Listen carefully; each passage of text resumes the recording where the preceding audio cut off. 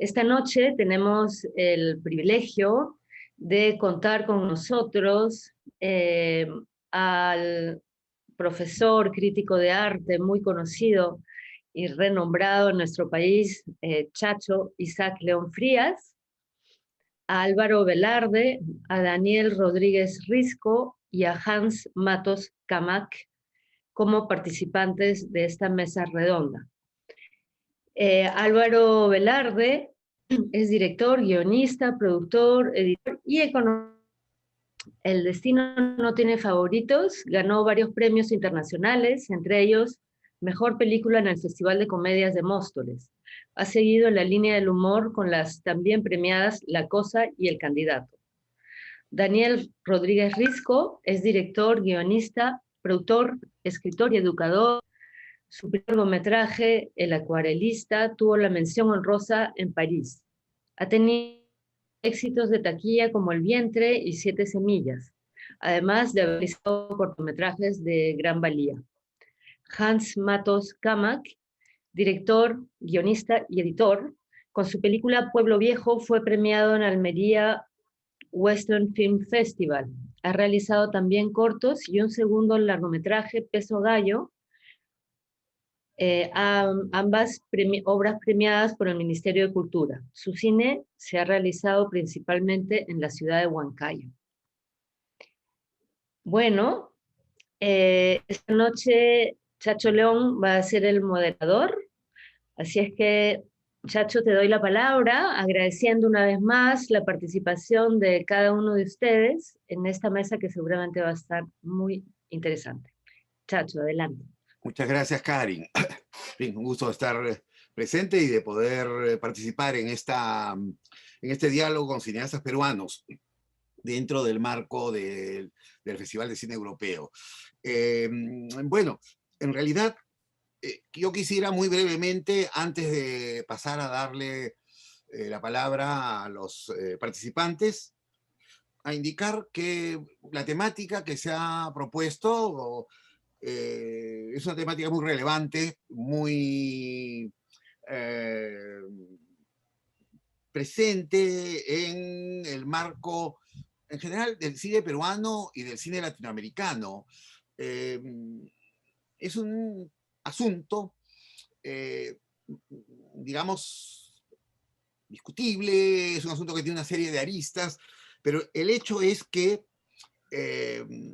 diríamos que en términos generales, no podemos decir que de manera absoluta, ni mucho menos, hay como una propensión en muchos cineastas, no digo en todos, por supuesto, a pensar el cine en términos de realismo social, ¿no? Y es verdad que con mucha frecuencia los jurados, los comités de selección de películas, los fondos de apoyo europeos tienden a favorecer a películas que tengan esas características, ¿no? Como un cierto patrón, con lo cual se descuida, digamos, por lo menos a partir de esos frentes, otras muchas posibilidades que pasan por el trabajo con los géneros, que pasan por la estilización, que pasan por, en fin, narrativas alternativas o distintas a aquellas que están mostradas, digamos, o que están pautadas dentro de una tónica realista. Hay que decir también al respecto que no son solamente los jurados o las comisiones locales las que tienden a favorecer, vamos a decir, este tipo de representaciones, sino muchas veces las que premian en festivales o en otros lugares. De manera que es toda una especie de, no sé, de consenso, de acuerdo internacional, ¿no? Y en otras partes, por ejemplo, en Europa, en Estados Unidos, seguramente ustedes lo saben, hay a veces esta expectativa que América Latina ofrezca un cierto tipo de productos como si nuestra región y nuestros países estuvieran pues predestinados, ¿no? a trabajar en una dirección y no abrirse, como en otras partes, en múltiples direcciones. Y de lo que se trata es de abogar por la variedad, ¿no? Abogar por la diversidad. En fin, esas serían un poco algunas palabras iniciales que puedo yo decir, que no sé si motivan o desmotivan a tratar el tema. Y no sé si el primero, a quien le doy la palabra, es tal vez a Daniel. No sé si tú eres el que quiere tomar la palabra inicialmente sobre este tema. Bueno, sí, encantadísimo, encantado. Gracias, Chacho. Bueno, un gusto estar con mis compañeros de mesa. Gracias, Karin, Coralí, y a todos los que nos están viendo vía Facebook. Creo que cuando hablamos de narrativa estilizada versus realista, de lo que realmente estamos hablando es de estilos de hacer cine, ¿no? Estilos. Para mí, el estilo es algo muy personal, una forma de ver y entender el mundo, una sensibilidad que nos pertenece a cada uno y a nadie más. Se podría pensar que el estilo obedece al tipo de historia. Algunas demandan una forma más realista y otras una más estilizada. Eso es cierto. Pero considero que cuando un artista se esfuerza a darle a un material un tratamiento ajeno a su estilo, el resultado tiende a no ser muy bueno. Le pasó a Polanski con Piratas, por ejemplo. Para mí también con el pianista, pese a que ganó el Oscar, pero digamos, para mí no es una película tan de Polanski. A David Lynch con Duna, etcétera, ¿no? Entonces, son películas que seguramente funcionan, pero que no se sienten tan honestas porque carecen del sello particular de sus autores, ¿no? Entiendo que decir que el estilo no es una elección, suena determinista, pero creo que cuando uno se expresa artísticamente con honestidad, es porque se ha conectado con su alma. Y eso, a su vez, provoca una conexión con el alma del espectador. Yo comencé haciendo cortos personales, como El Colchón y El Diente de Oro. Seguí haciendo lo propio con mis primeros largos, El Acuarelista y El Vientre. A partir del Vientre comencé a hacer películas comerciales por encargo. Las dos que hice fueron éxitos de taquilla. Convocaron a cientos de miles de espectadores, pero yo quedé descontento. Sentía que había hecho películas correctas, pero que no iban conmigo. Hay muchos directores, como dijo Chacho, que encuentran en la realidad una fuente inagotable de sensaciones y emociones. No es mi caso. Yo soy lo que se llama un control freak. Para mí, una puerta no es una puerta hasta que la convierto en mi puerta. Tengo además una fijación con los años 50 y 70. Cuando pienso en un televisor, me lo imagino con antenas. Me fascinan las ventanas y las puertas, los pasillos, las escaleras. Quiero que mis películas luzcan como fábulas psicológicas, sin lugar ni tiempo. Incluso mis directores favoritos, digamos, son directores que hacen cine estilizado, ¿no? Está Buñuel, Polanski, Ozu, Lynch, bueno, y de los nuevos me gusta mucho Lanthimos, Kaufman, Eggers. Es por eso que mi principal recomendación a los nuevos directores es que no piensen tanto en si van a hacer cine realista o cine estilizado, ¿no? Creo que no es una elección, creo que la recomendación sería que no olviden quiénes son, y así harán cine honesto y bueno, ¿no? Eso es. Gracias, Daniel. Vamos a pedirle la palabra, es un poco, no sé, orden de edad, a Álvaro, y pasamos a dar la palabra a Hans. A ver, Álvaro.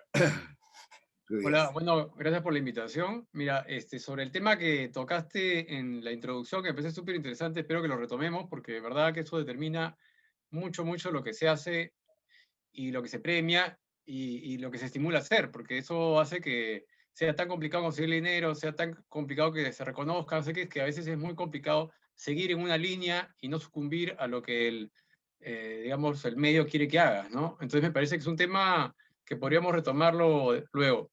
En términos generales, para hablar del título de esta ponencia, yo pienso que, digamos, el cine, si lo vemos como arte, necesariamente tiene que ser estilizado, ¿no? Porque es la expresión de un autor, entonces tienes que ver un trazo. Si no ves un trazo, no ves al autor atrás, ¿no? Entonces, como dice Daniel, Buñuel, qué sé yo, Lynch, esos directores que hacen un cine muy propio de ellos y que va a perdurar, porque además es un cine que lo puedes ver en cualquier momento, está fuera del tiempo y el espacio, es como una obra de arte, ¿no? Entonces, para mí, eso es un poco lo que se debe llegar a alcanzar como cineasta, si uno piensa en una expresión cinematográfica, ¿no?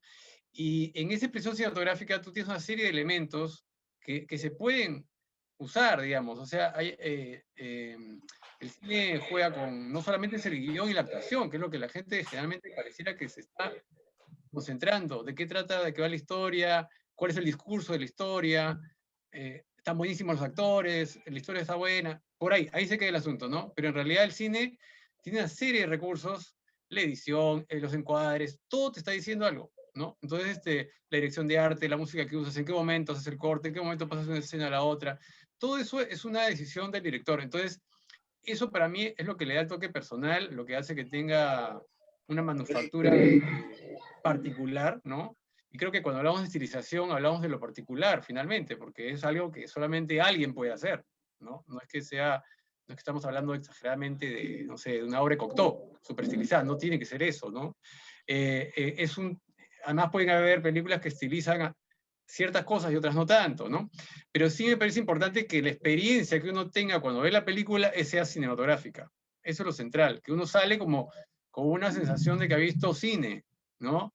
No has visto televisión en pantalla grande, no has visto una cosa que ya viste 10 veces, no, has visto un lenguaje, ¿no? Entonces eso me parece que es el ideal al que hay que llegar, y eso para mí es sinónimo de estilización, no lo puedo ver como algo, como un documental, en fin, no sé, ese es mi punto de vista, ¿no? Ya, perdón, antes de darle la palabra a Hans, quiero hacer un comentario, en fin, esto también es un poco, o es sobre todo un diálogo, ¿no? A propósito de lo que dijiste, evidentemente, cuando se habla de una narrativa realista, un cine realista, estamos pensando también en formas de estilización, porque el realismo es una construcción, ¿no? El realismo no es el documentalismo, digamos, tal cual. Es una manera de elaborar. Los neorrealistas, a su manera, estilizaban dentro de sus patrones, digamos, de trabajar fuera del estudio, con actores no profesionales, con una dramaturgia más laxa, digamos, pero había una estilización, había una dirección de actores, había una manera de poner la cámara, había una forma de trabajar la imagen. Entonces, todo realismo es también una forma de estilización, digamos, ¿no? No es que sea contradictorio con, cuando hablamos de narrativa estilizada o de expresión estilizada. Hay realismos irrealismos, unos que tienen unos rasgos. Por ejemplo, estaba yo pensando ahora que tú hablabas, los hermanos Dardenne, si han visto sus películas, hacen un cine realista, pero no podemos decir que no sea un cine que tiene una marca de estilo muy propia, ¿no? Con la cámara muy pegada, muy pendiente de cada movimiento de los personajes, en fin, con una serie de trazos que son propios y que uno dice, bueno, esta es una película de los hermanos Dardenne. Aquí hay esas señales propias y personales, ¿no? Bueno, seguiremos. Le quiero dar la palabra a Hans, que también puede dar una perspectiva, creo, muy interesante. A partir, yo he visto, como han visto ustedes, su película Pueblo Viejo, que me adelanto un poco a decir, para mí, por lo menos concilia o intenta conciliar, se plantea como una propuesta donde el realismo no está ausente y donde hay una suerte de, no sé, de trabajo de combinación con el elemento del género, pero sin dejar de lado ese componente, además de atadura muy fuerte con el lugar, con la localidad, ¿no? A ver, Hans, no quiero decir nada. Muchas gracias, Isaac, ¿Qué y puedas tú decir? compañeros de mesa. Bueno, para mí la decisión de realizar un western fue el punto de partida para hacer Pueblo Viejo. Entonces, ya desde su concepción iba a tener una narrativa estilizada, ¿no? Un western es un género cinematográfico en el cual hay que cumplir ciertas reglas, ciertos aspectos, ciertas convenciones que tenía el género. Y yo creo que manejo así mis proyectos, escogiendo el género, escogiendo cómo lo voy a narrar, si de manera con una narrativa realista o estilizada. Pueblo Viejo de todas maneras era estilizada, y lo cual te da mucho espacio para jugar con los elementos, ¿no? Con la luz, con las sombras, con darle valor a ciertos colores, a ciertas tonalidades de color. Incluso tanto al día como a la noche, ¿no? Siempre partiendo desde el guión, le dábamos ciertas, a la noche le dábamos una pesadez, un aspecto sombrío, ¿no? A la noche más que al día, que pasaban situaciones mucho más, no tanto cargadas de dramatismo. Entonces, para mí, yo a través de los proyectos voy decidiendo si la narrativa va a ser estilizada o más realista.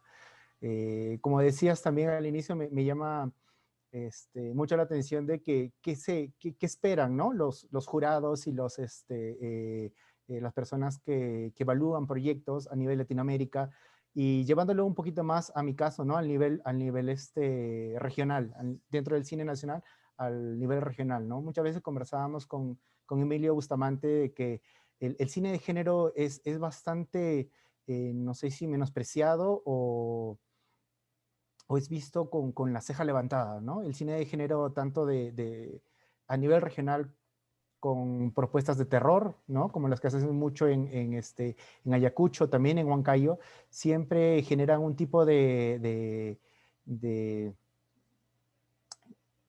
generan una barrera, ¿no? Entre las personas que leen proyectos, que evalúan proyectos, y las propuestas que tienen los cineastas. Y podemos ver que el cine de terror a nivel mundial y también a nivel nacional dan a conocer las fobias, los miedos, las muchas, en nuestro caso, todo el conflicto armado interno que hubo, se refleja mucho en el cine regional, especialmente en Ayacucho, ¿no? Con la presencia de los pichtacos, la presencia de los jarjachas, dicen mucho de lo que han vivido y lo que quieren expresar sus cineastas. Y utilizan elementos estilizados, ¿no? Graban de noche, con muchas sombras, llevan máquinas para hacer máquinas de humo para hacer notar que la fotografía tiene un clima húmedo, un clima nocturno, un halo de penumbra, un halo de madrugada, ¿no? Entonces, yo creo que así como lo decías, se espera mucho que el cine sudamericano, ¿no? sea narrado a través de narrativas realistas.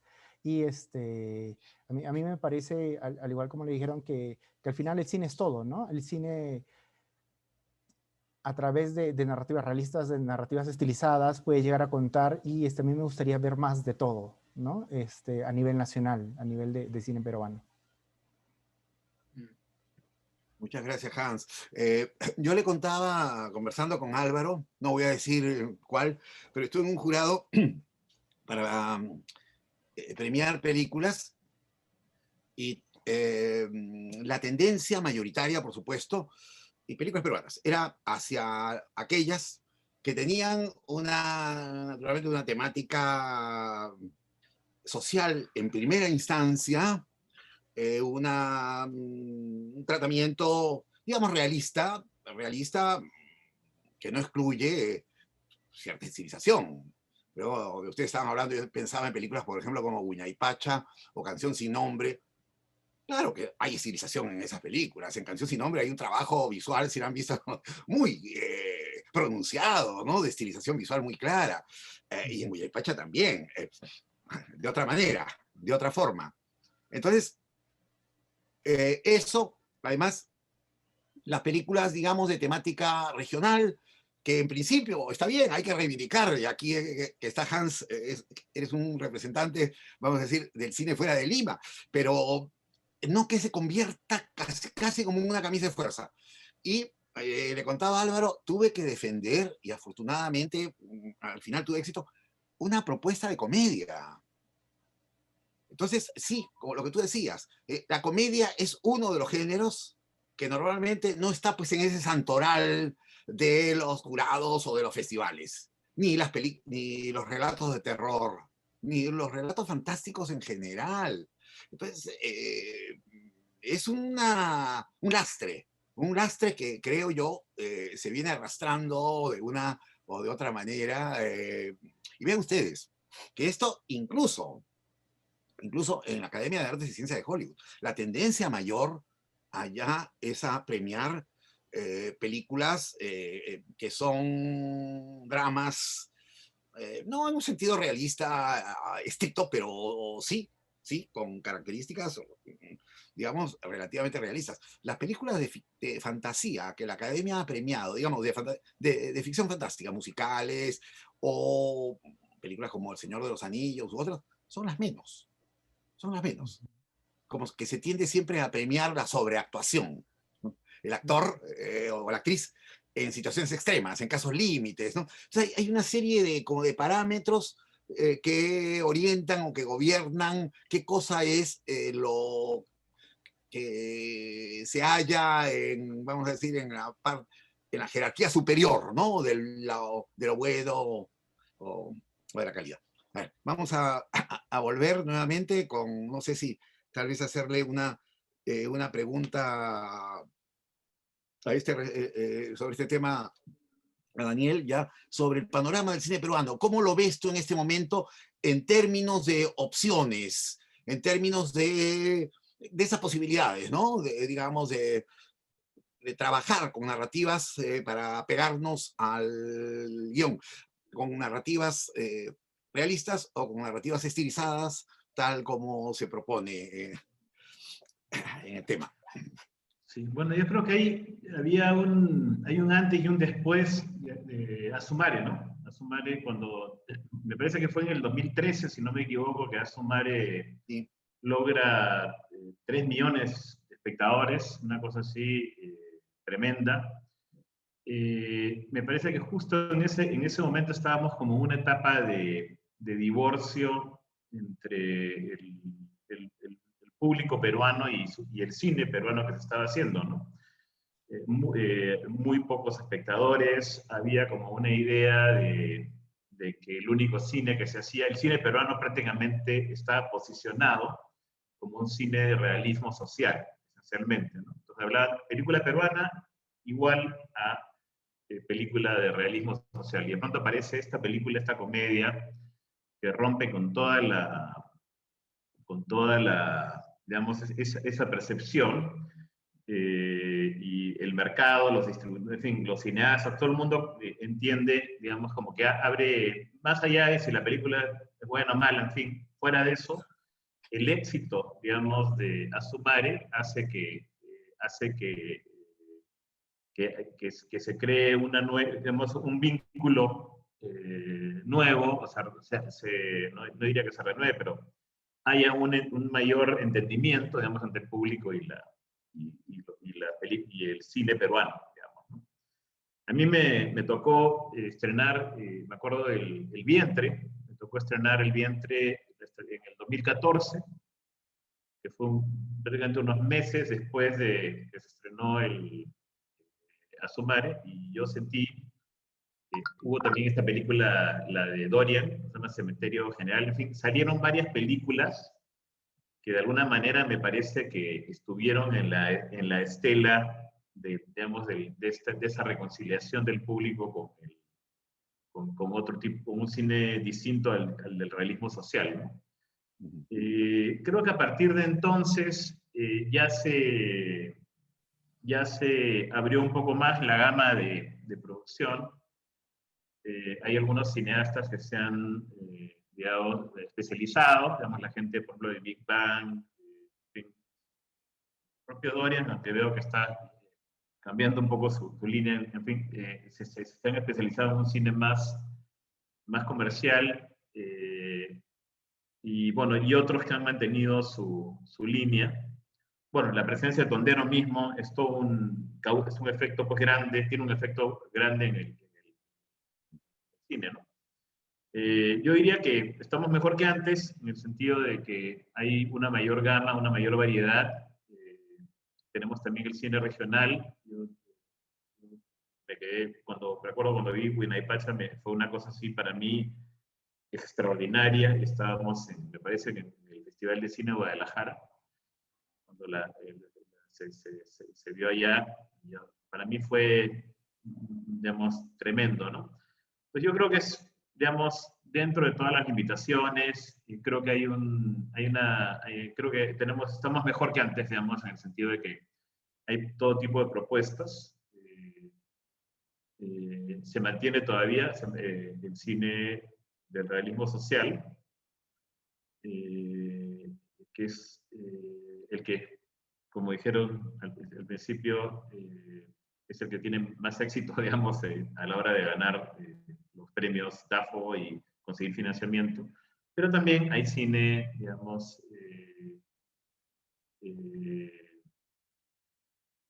digamos más cine de género, digamos, ¿no?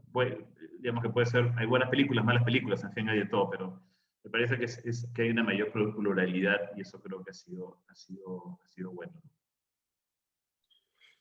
Gracias, Daniel.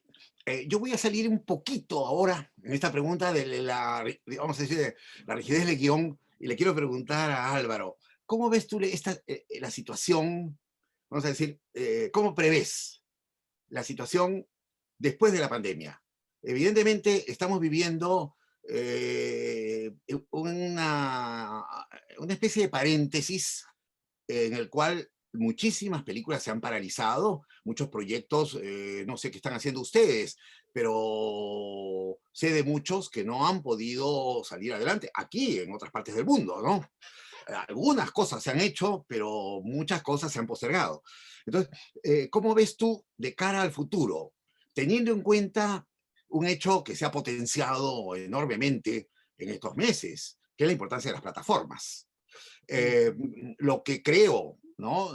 Nos hace anticipar a todos, y naturalmente a quienes como ustedes están directamente en el ruedo, que el futuro del cine en general, y concretamente del cine peruano, va a pasar inevitablemente por el espacio de las plataformas.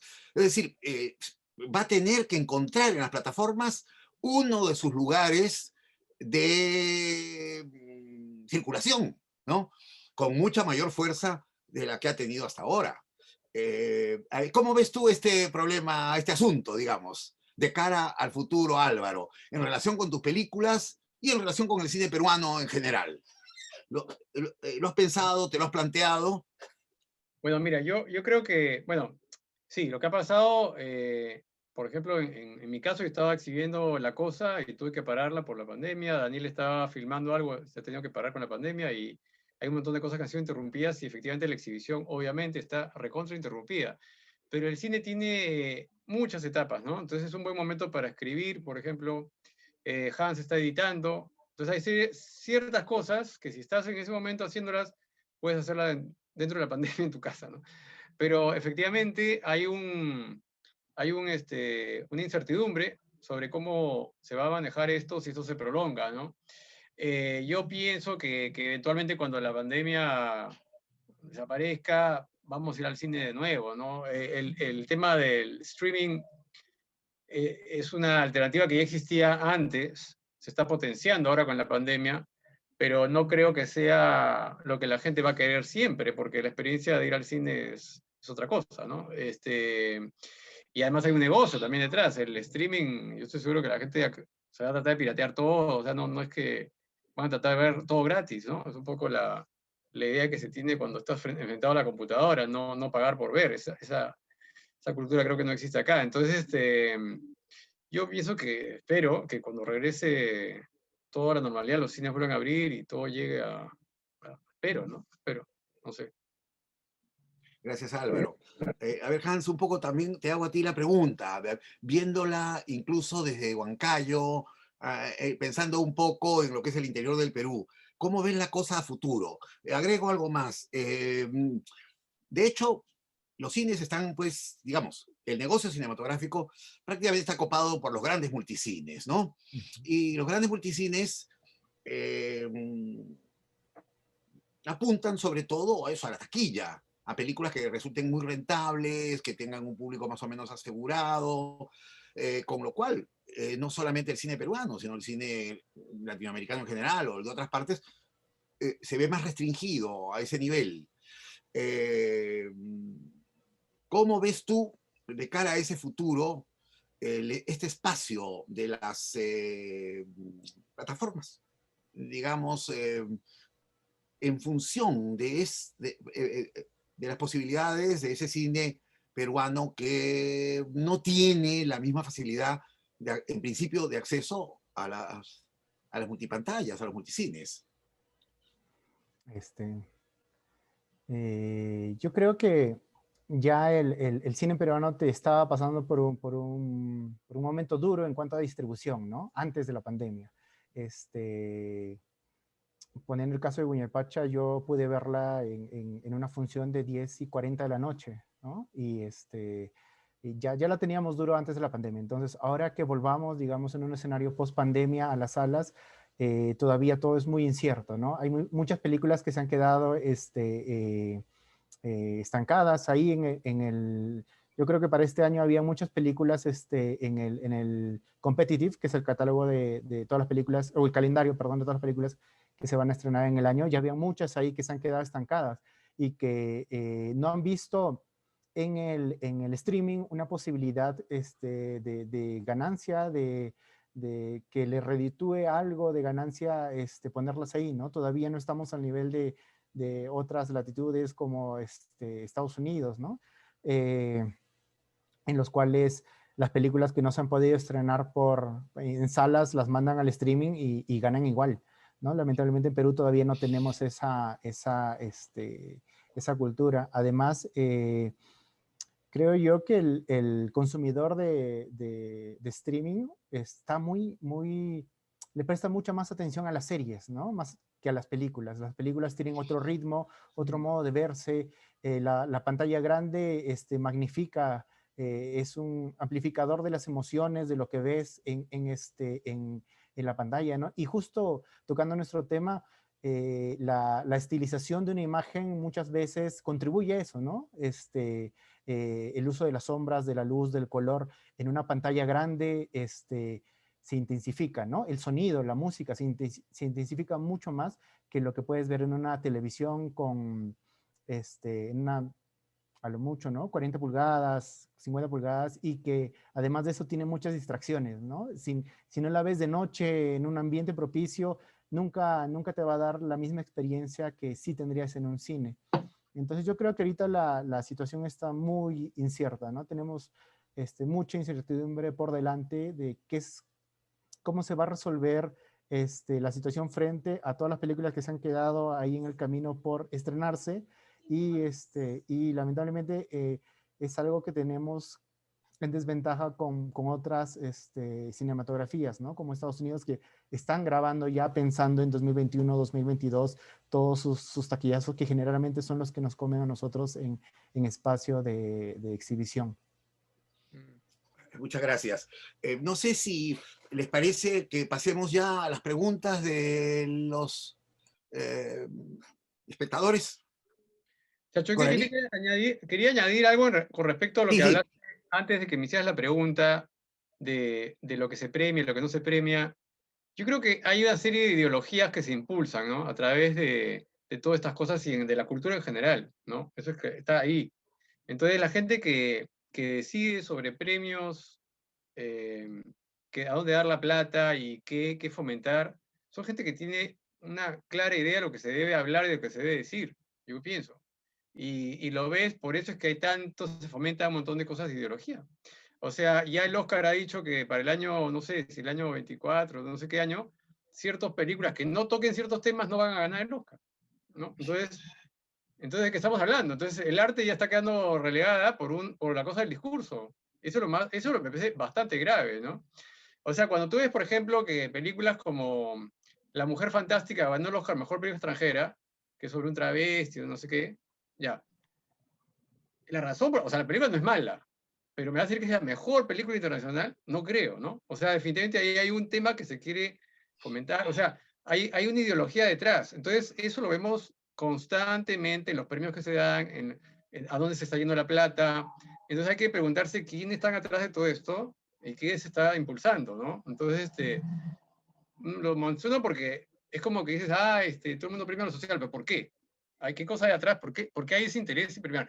Mucha gente imita esto, o está mal visto que no haga ciertas cosas, o te menosprecian porque hace ciertas otras cosas, no sé qué, pero en realidad pareciera que la gente que premia no es gente de cine, sino son sociólogos, son no sé qué, o sea, personas que no están fomentando lo cinematográfico, están fomentando el discurso. Para Sí, mí, en la línea de lo que dices, de lo que comentas, Álvaro, yo me temo que, vamos a decir, una de las ideologías que más está pesando y que además se proyecta como una ideología que va a continuar machacando, es la ideología de lo políticamente correcto, ¿no? Es poco a lo que tú apuntabas. Entonces, tiene que ser películas, por ejemplo, como en Estados Unidos, tiene que haber una especie de participación paritaria, donde debe haber presencia, digamos, étnica variada, donde el hombre y la mujer tengan una cierta paridad, donde no se atenten contra ciertos valores reconocidos. Y eso puede llevar a una suerte de dictadura de qué cosa es lo que se puede ver y qué cosa es lo que no se puede ver.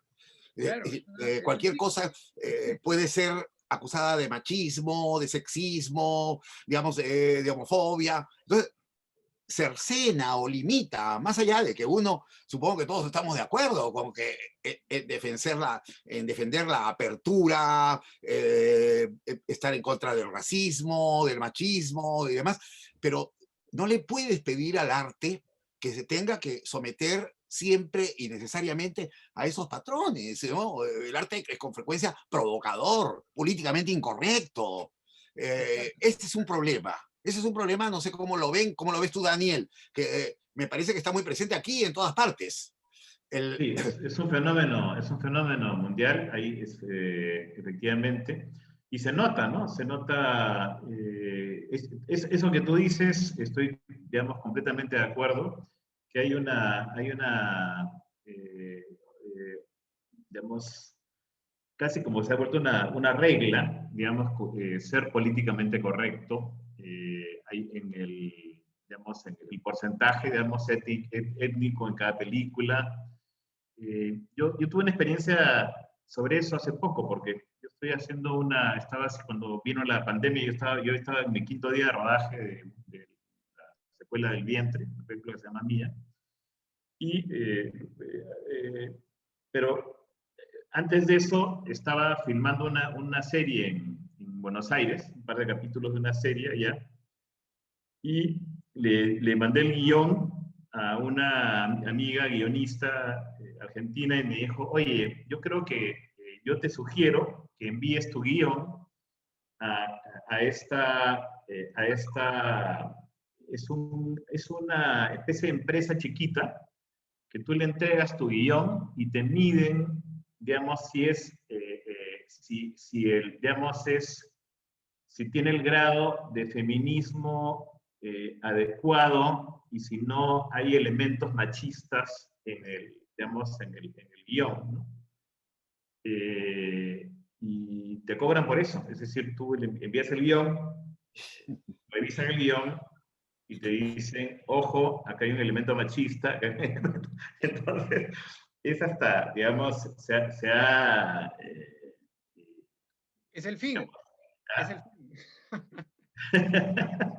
Es el fin. Bueno, ya, o sea, ya son es la vuelta a prácticas tradicionales eclesiásticas, donde tú no podías escribir más allá de ciertos límites, donde te censuraban o digamos, te tachaban o no te publicaban. Es decir, estamos volviendo, es una suerte de neomoralismo por esta vía de lo políticamente correcto, que en el caso, digamos, de la creación, del arte en general, es muy dañino.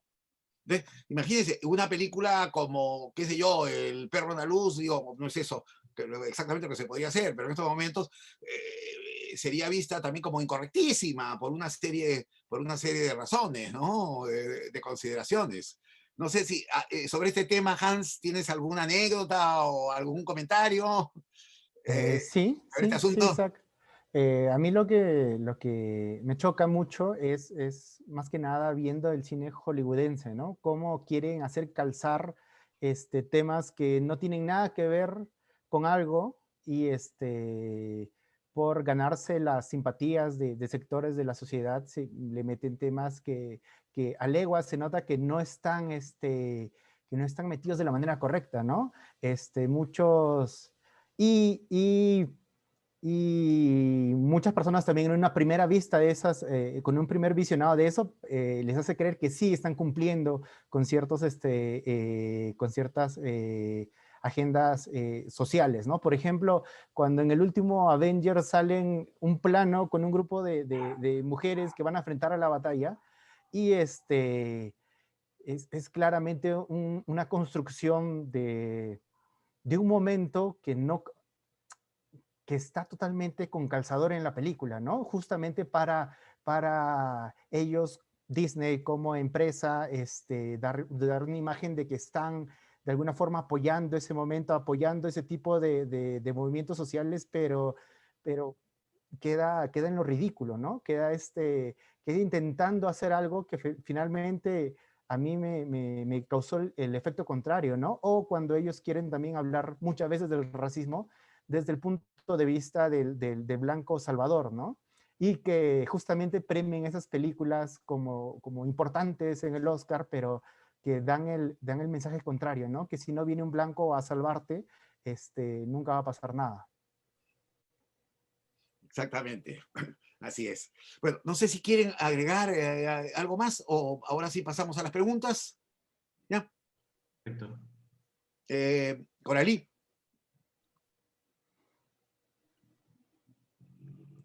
Ya, me dice que todavía no han llegado las preguntas.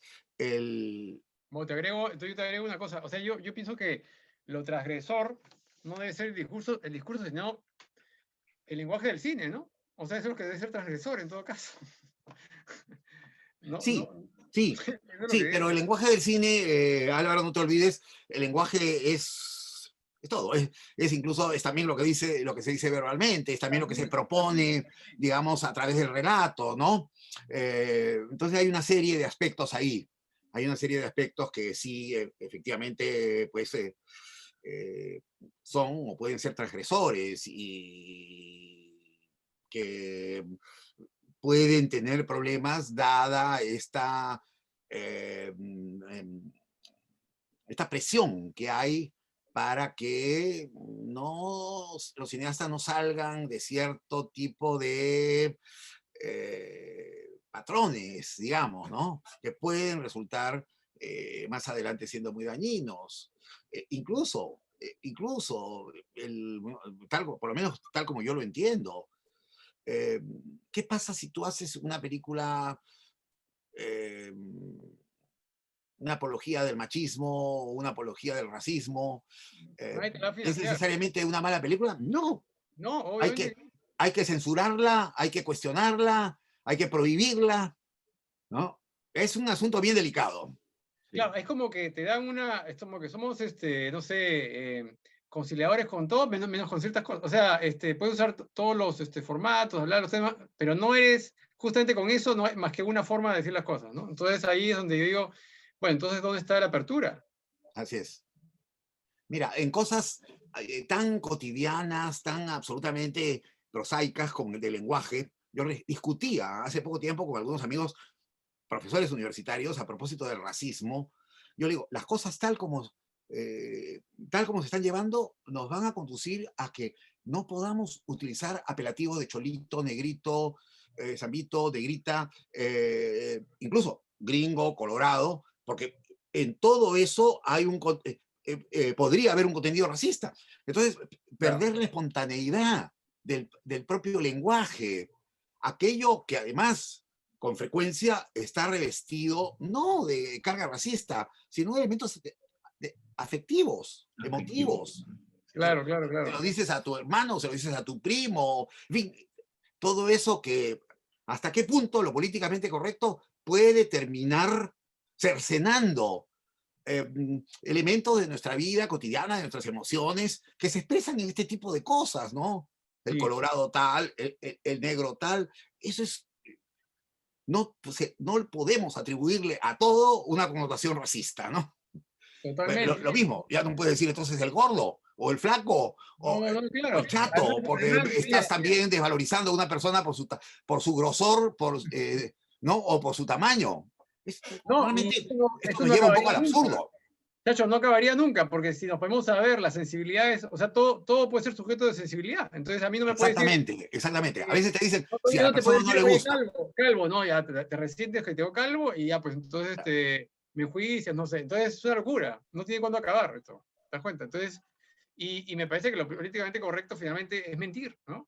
Porque Así es. estás diciendo lo que no dices, pues. Entonces es un tema bien serio que está afectando el arte y bueno, nos estamos separando un poco del tema, pero es importante, ¿eh? Porque sí me parece que nos estamos yendo por un camino bastante equivocado con eso. Creo que sí, es muy actual, es muy vigente. Es un Sí. asunto que está muy sobre el tapete en estos tiempos, ¿no? Y es lo peor para el humor, ¿eh? Es lo peor. Por ejemplo, No puede ser porque el humor sarcástico. es como que, recuerdo cuando a Rafa León lo querían, bueno, lo censuraban por la China Tudela, porque había, pero eso es un trabajo con el humor, el humorista es muy libre, es como lo que pasa en Francia, por ejemplo, ¿no? El humor religioso o el humor antirreligioso, que los musulmanes no lo entienden, pero que en Francia es un valor profundamente arraigado. ¿Por qué no burlarse de lo religioso? ¿Por qué no burlarse de las costumbres? ¿Por qué no burlarse, en fin, de tantas cosas?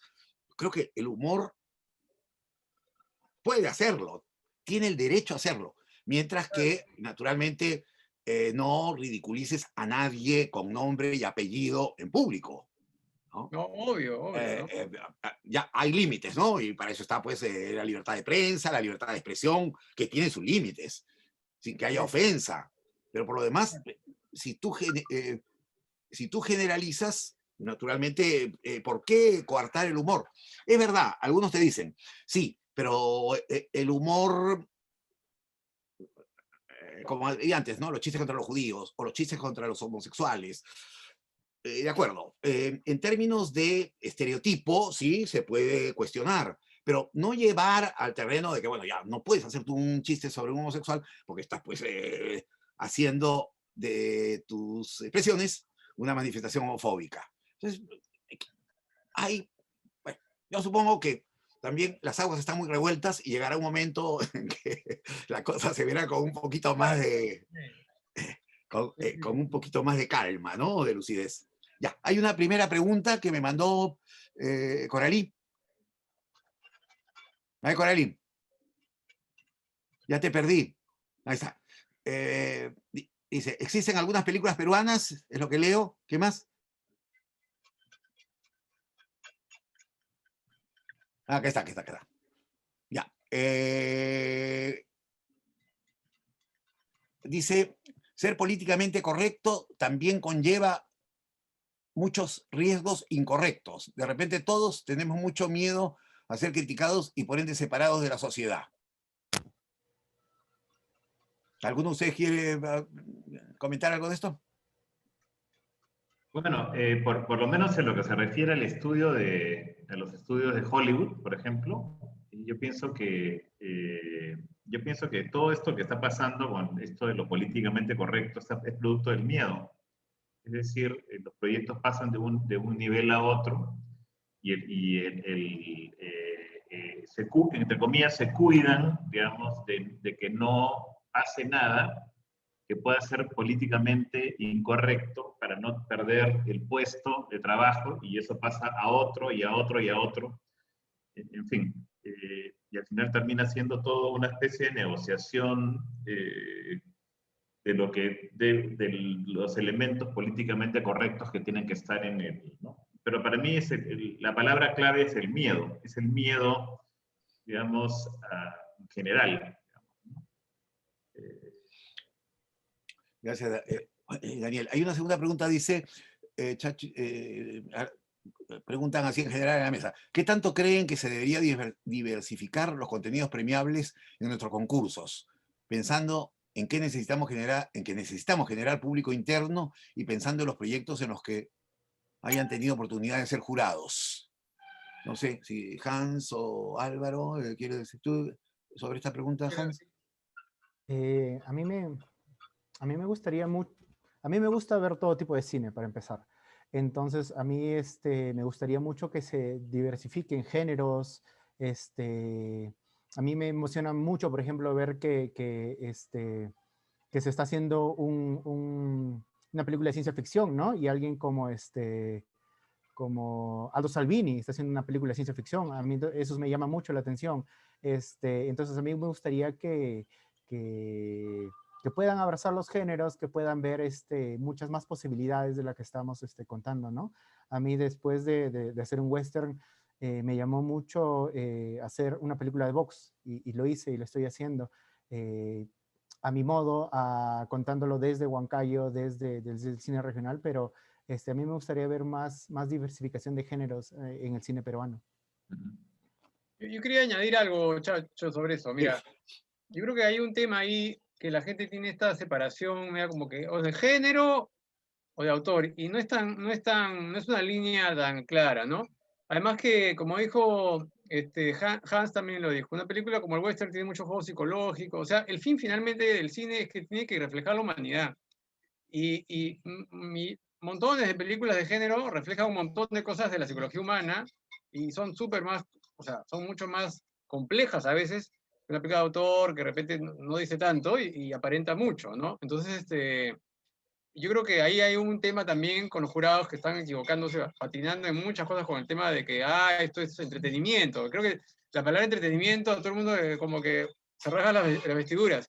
Y otra cosa, uno que no es, o sea, como digo, las películas de género pueden reflejar muchísimo y además permiten una estilización enorme también, porque un western de Sergio Leone es una estilización del western increíble, ¿no? O sea, y segundo, que también van a permitir un acercamiento al público, porque ¿qué pasa? Que financian a esas películas que nadie las ve.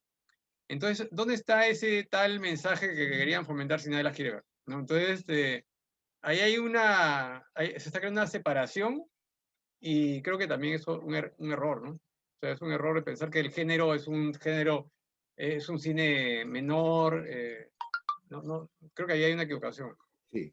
Ahora, lo que se podría hacer, en todo caso, Álvaro, no sé qué piensan ustedes, es como categorizar. Quiero decir que se establezcan bases, por ejemplo, para poder apoyar o premiar ciertas líneas de película. Por ejemplo, eso, trabajo de películas de género. Otras en las que se cotejen proyectos más personales, menos abiertos a la comunicación, al público. Porque a veces meter todo en el mismo saco también es un problema. También, digamos, crea una dificultad, ¿no? Pero perfectamente se pueden hacer premios, categorías separadas, como lo que se viene haciendo todavía, por ejemplo, con la ficción y el documental, que también es otro género que necesita apoyo, ¿no? Y que gracias a la tecnología digital ha crecido enormemente. También es un género que está exhibiendo mucha riqueza y muchas posibilidades de un tiempo a esta parte. Siempre lo ha tenido, pero de un tiempo a esta parte muchísimo más, ¿no? Tú mismo ahora, Álvaro, ha ganado un premio para, seguramente, restaurar un material familiar, el home movie, película casera, que es hoy por hoy una de las metas, una de las líneas, digamos, del cine documental, de lo que algunos llaman el cine en primera persona, ¿no? El cine que explorar raíces propias o raíces familiares. Hay muchas, he visto recientemente 2 películas latinoamericanas, te voy a dar el dato, que son muy interesantes en estas propuestas de recuperación de la propia historia con material de archivo, ¿no? Claro, claro. Con Sí, sí, sí. material fílmico en Super 8 o 16. Sí, sí, sí. Bueno, ahí tengo toda la lista que me diste cuando llegue el momento, de todas las películas que tengo que ver porque primero tengo que recuperar ese material y de ahí ver qué hay y de ahí pensar en el documental, ¿no? Claro, claro. Pero bueno, ya puedes ir viendo. Aprovecha estos tiempos, no solamente para escribir, sino para ir viendo algunas de esas películas.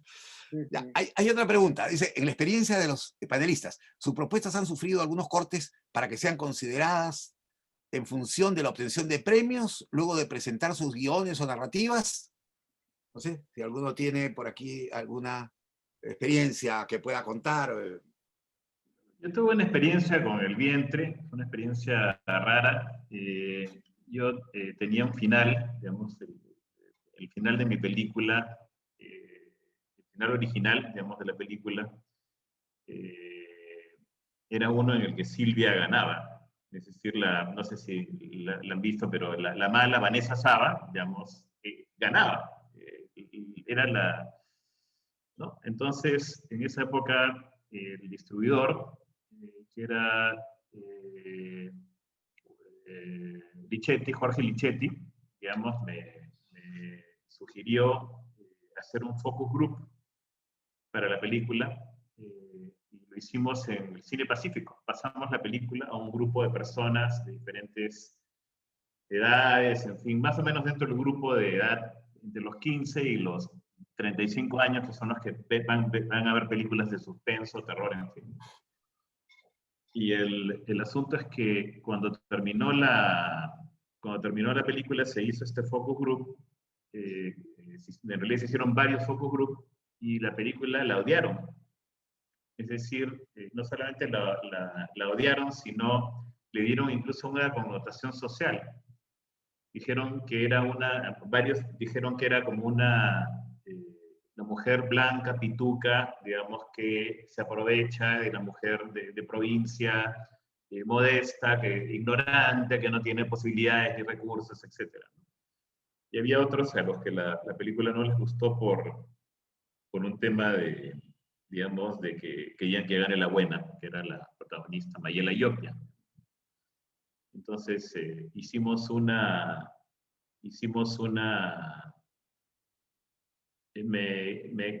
habíamos invertido dinero, habíamos ganado unos premios también. La película fue una película de bajo presupuesto, pero finalmente decidí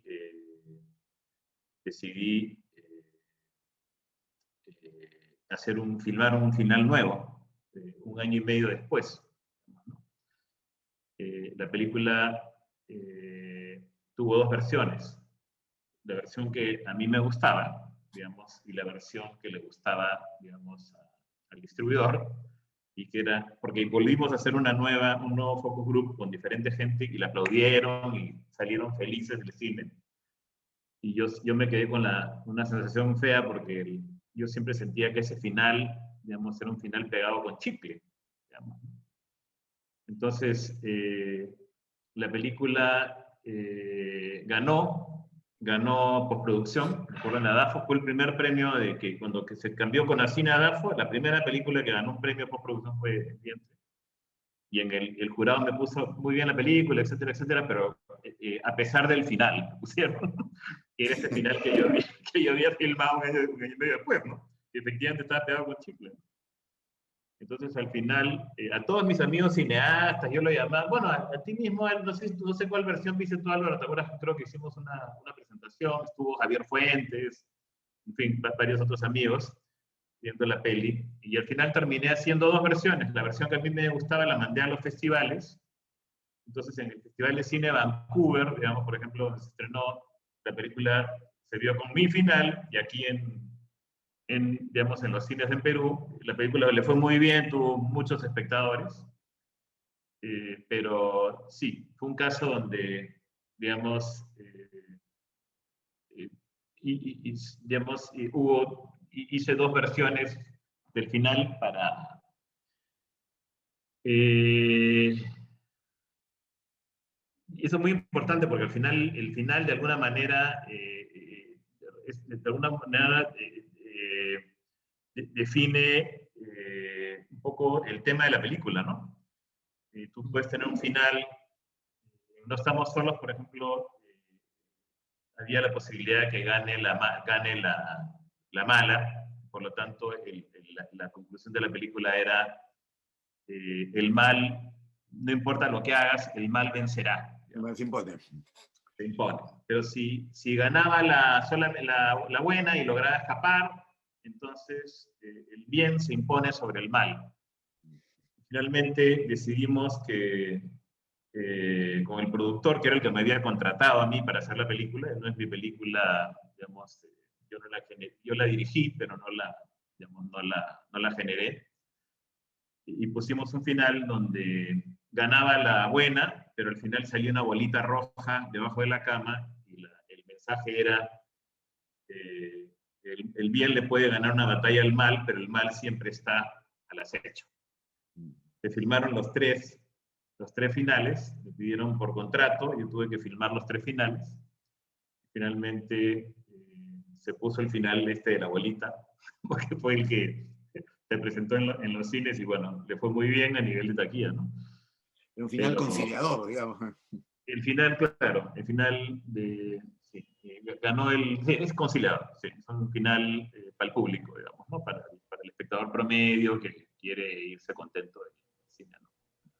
Pero yo ya no estoy en eso, yo ya me harté de esa cosa y ahora estoy haciendo la película que me da la gana y ya, digamos, ya no me interesa, digamos, complacer a nadie, que fue un poco lo que dije al principio, ¿no? Es decir, yo creo que la vida es muy corta y lo que hay que hacer es hacer la película que te sale de los cojones, del alma, de las entrañas, y no perder el tiempo, digamos, haciendo películas funcionales, ¿no?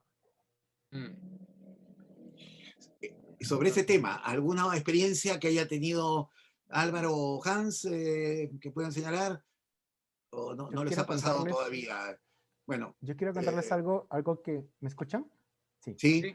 Quiero contarles algo y justo partiendo de nuestro tema, que es narrativa estilizada versus realista, yo cuando escribí el guión de Peso Gallo, ¿no? No me decidía todavía, había decidido darle una estética realista, ¿no?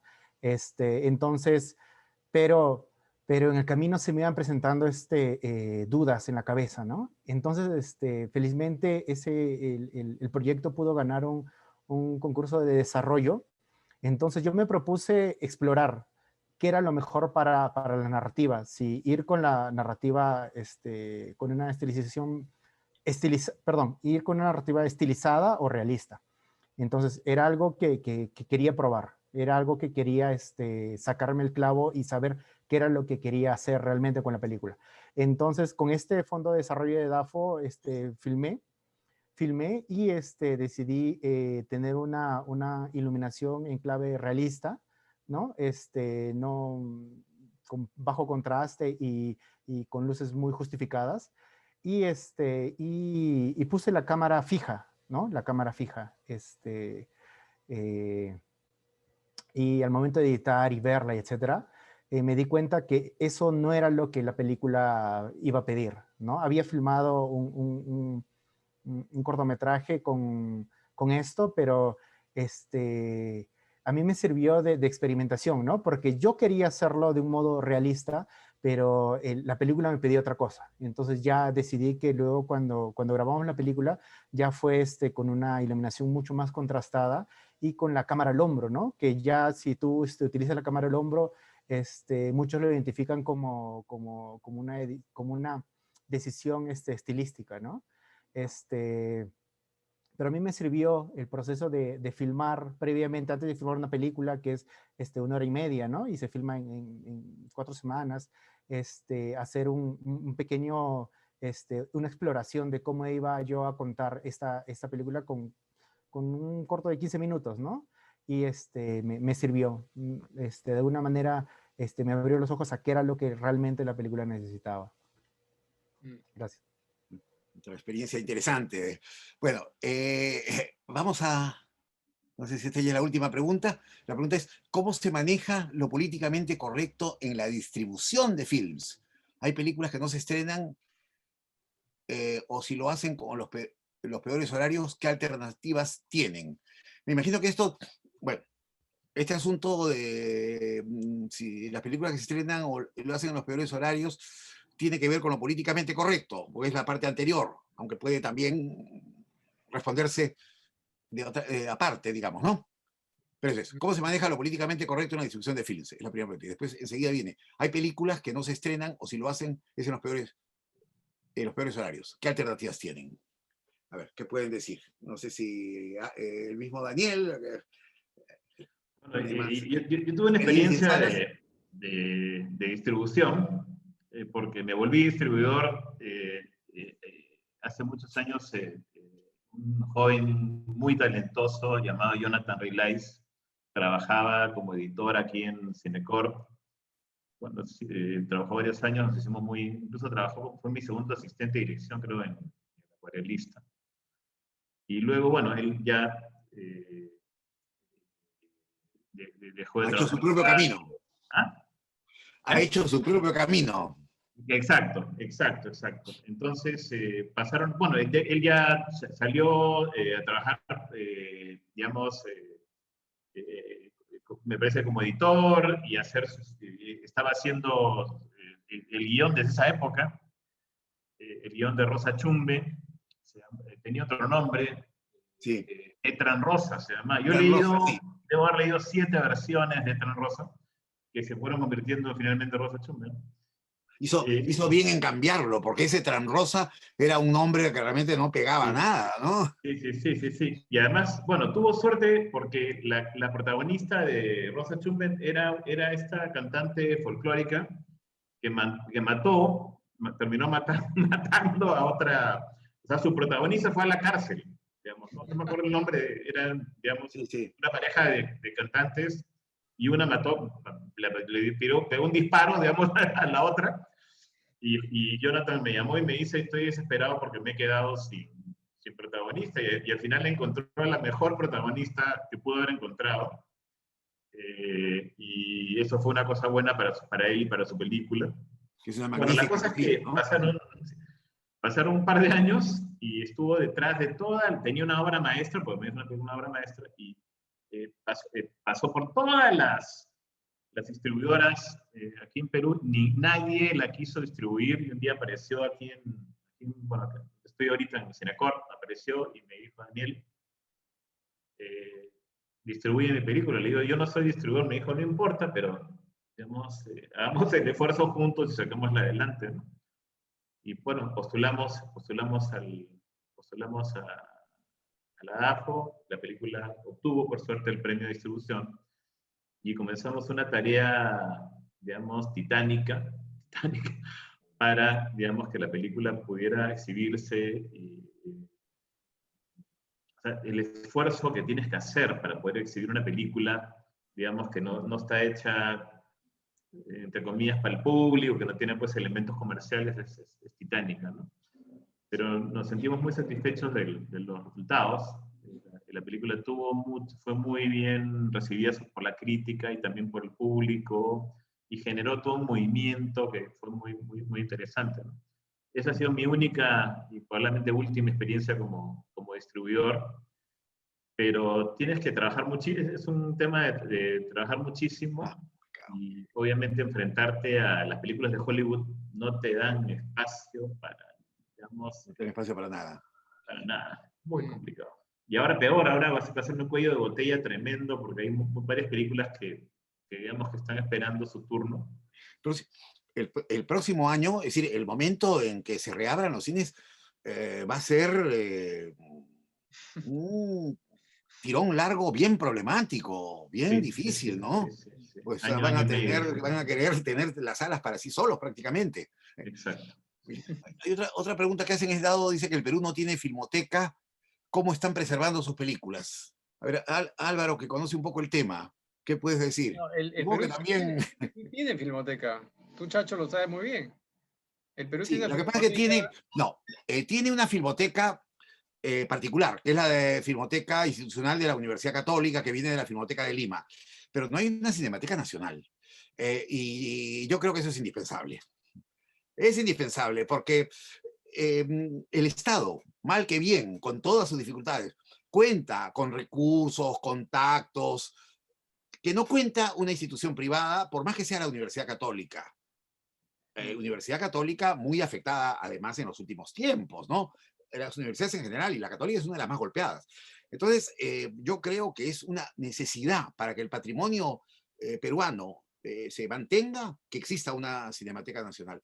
Incluso hablando con Pierre Emile, a propósito de los premios por restauración que se están haciendo, una de las cosas que yo, bueno, supongo que no solamente yo, y él también lo ha pensado, por supuesto, pero insisto con él, es que de esos materiales que se restauran, por ejemplo, lo que vas a restaurar tú, una copia por lo menos tiene que ir a un archivo, en el momento del archivo de la DAFO.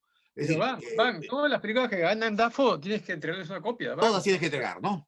Todas Sí. tienes que entregar. Ahora, las que no han ganado Cualquiera que DAFO, sea. claro, las que no ganan DAFO, sí, no sé cómo las preservan. Eso sí es cierto. ¿Qué pasa con esas películas? Sí, que va a tener también que, ¿no? Es decir, un archivo nacional va a tener que hacerse de la mayor cantidad de películas peruanas. Claro. Idealmente, si son fílmicas, de los negativos, ¿no? Claro. O poder disponer de en fin, una versión digital en las mejores condiciones. Es decir, que sea un espacio de conservación y eventualmente de exhibición también. Bueno, yo creo que esto es una necesidad. Es una necesidad.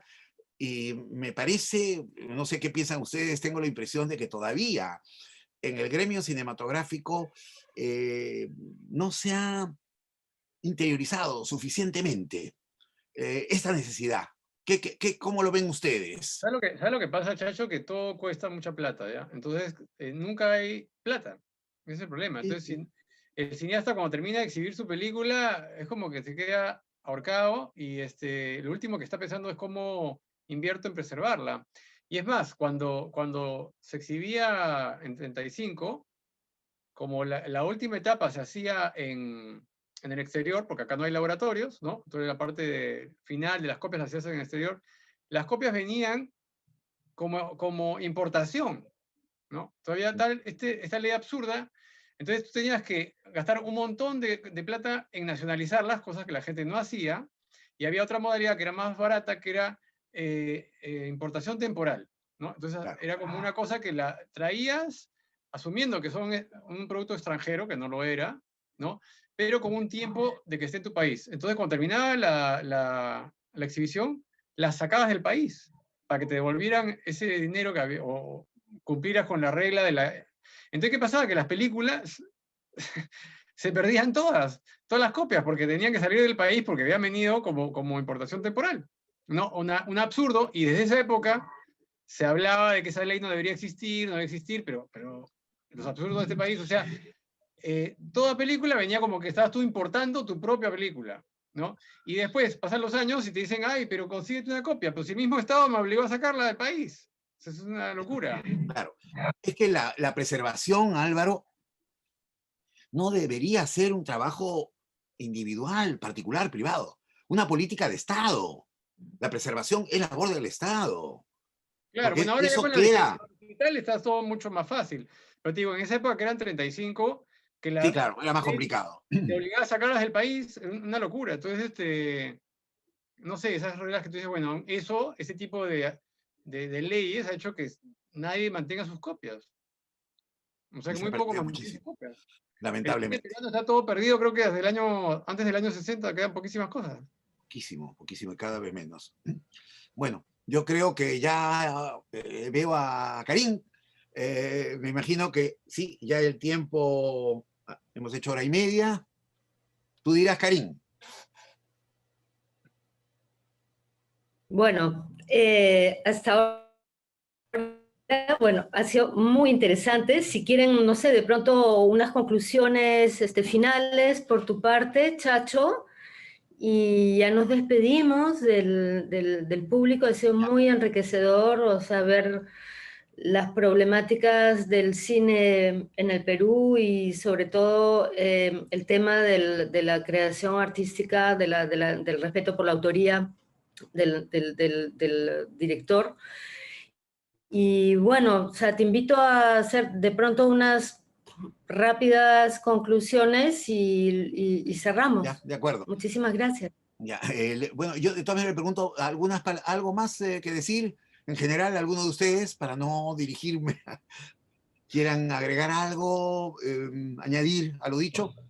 Quería justo, cerrando la pregunta que habían hecho sobre este archivo, por ejemplo, yo tengo mis materiales en mi computadora, ¿no? En el caso de que, no sé, bueno, aquí hay mucha descarga eléctrica, entonces cae un rayo y me quema todo, quedo ahí, ¿no?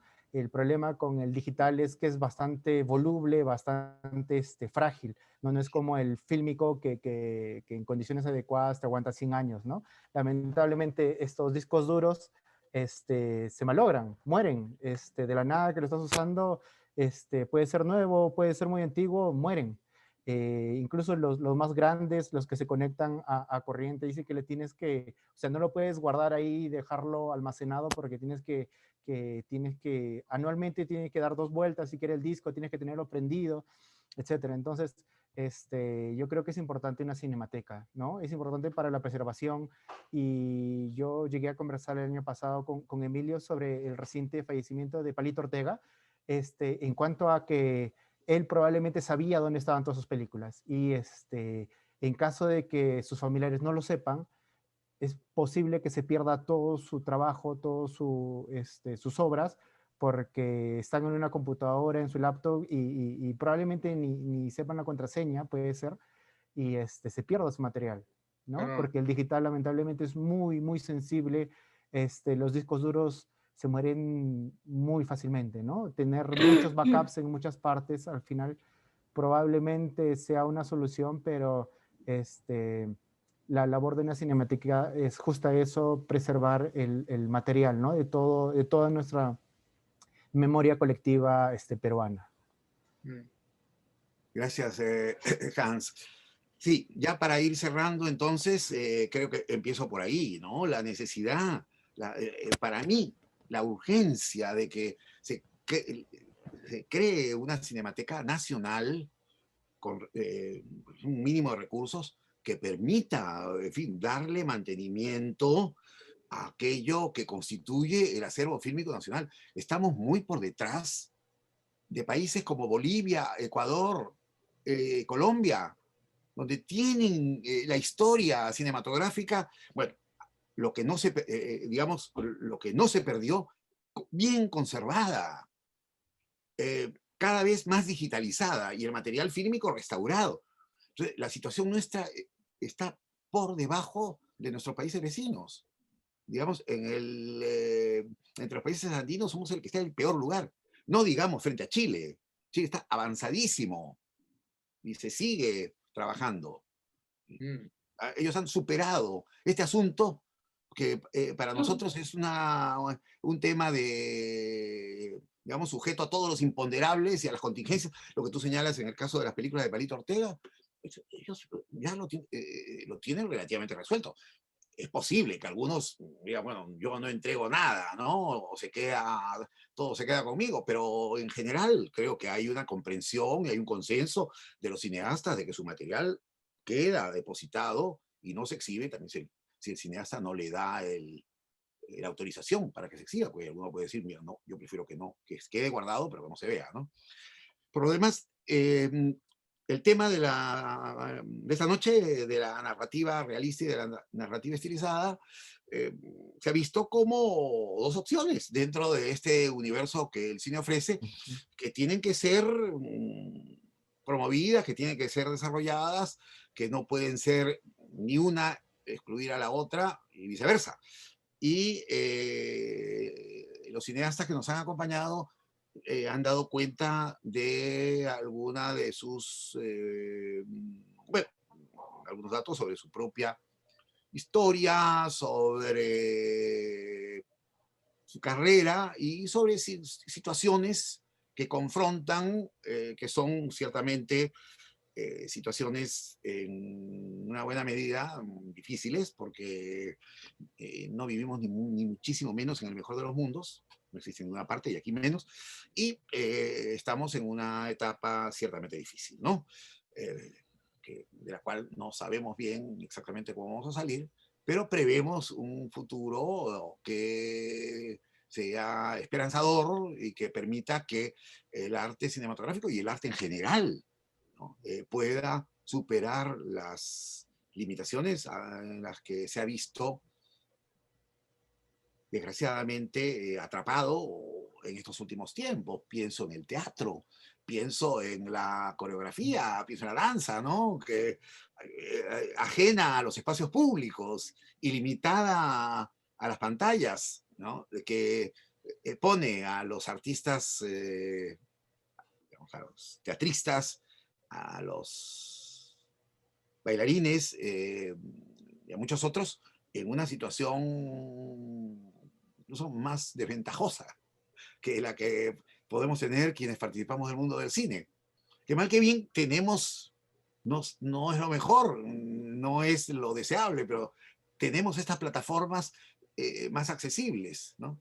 Por eso decía yo que hay que pensar a futuro. Incluso lanzo una idea, ya no va a ser materia de debate porque estamos en el momento de la síntesis o del resumen final, una idea a la que le vengo dando vueltas en los últimos tiempos.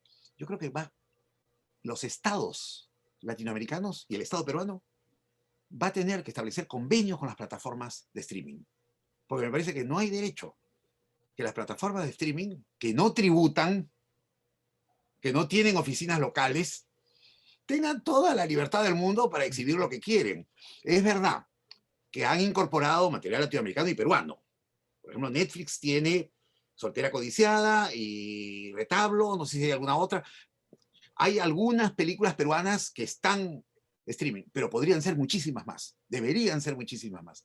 Yo creo que al Estado le corresponde establecer relaciones de conveniencia, de intercambio. Sí, señores, ustedes no tributan, pero tienen que comprar películas peruanas, porque ese es un pago. Cortos y largos. Yo creo que este debe ser un frente, o uno de los frentes que podría unificar a los cineastas peruanos. Decimos, señores, una conquista debía ser lograr espacios en las plataformas. Me parece además un derecho legítimo, lo mínimo que se les puede pedir. Sí. Excelente, excelente reflexión, gracias. Gracias, Chacho. Sí, de hecho, esta es la segunda mesa redonda y coinciden ambas mesas en la conclusión de que se necesita la presencia del Estado peruano, no solamente para la creación de una Escuela Nacional de Cine, que de pronto sea también descentralizada, que fue la conclusión anterior, como esta de tener una Cinemateca Nacional, por favor. En México, no sé, existe hace 50 años, creo. Y es como conservar nuestra memoria y sin memoria no somos nada. Y eso es lo que está sucediendo en nuestro país ahora, hoy. Nadie se acuerda de lo que somos, de lo que hemos hecho. Entonces, es verdad, se necesita la presencia del Estado fuerte y la posición firme de todos los artistas, de todas las disciplinas, para exigir al Estado que tome cartas en el asunto. Desgraciadamente estamos en una situación en la que no sabemos tampoco qué Estado tenemos, qué gobierno tenemos, y pese a que el Ministerio de Cultura ha hecho grandes avances en los últimos años, el hecho de cambiar ministros cada 4 meses es una desgracia. Entonces, bueno, restemos firmes, los artistas y los intelectuales del Perú, para salir de esta situación penosa, porque yo recuerdo hace 30 años, los países andinos estaban por detrás del Perú, es decir, estaban más atrasados en términos de instituciones culturales y políticas, y de pronto ahora nos han ganado. Ecuador, pese a su situación política, están adelante. Chile, pues ni qué decir. Bolivia tiene instituciones fortísimas, ¿no? Igual en las artes escénicas no existe un centro de documentación teatral, no existe un centro de documentación de la danza peruana. La danza peruana en todo autor, hay otro cine que no es de autor, sin embargo, es cine, ¿no? Y es cine que se está produciendo ahora. Entonces, necesitamos cultivar, registrar, tener centros de documentar, centros de documentación y archivos que nos hagan existir. Si no existe la memoria, si no estamos registrados, pues no sabemos a dónde vamos. Y les agradezco muchísimo por sus valiosísimas intervenciones, a todos y a cada uno de ustedes, al público, por estar ahí con nosotros. Muchas gracias una vez más de parte de la Alianza Francesa de Lima, de parte de UNIC y del Festival de Cine Europeo, por estar con nosotros, y sigamos en esta lucha, porque hay muchos talentos, mucho talento en el Perú, y de hecho que merece ser llevado adelante. Y bueno, gracias por sus trabajos profesionales y de alto nivel. Buenas noches. Buenas noches, gracias. Gracias. Chao. Vale. Chao. Buenas noches a todos. Gracias. Gusto verlos. Gracias. Chao. Chao. Gracias. Gracias.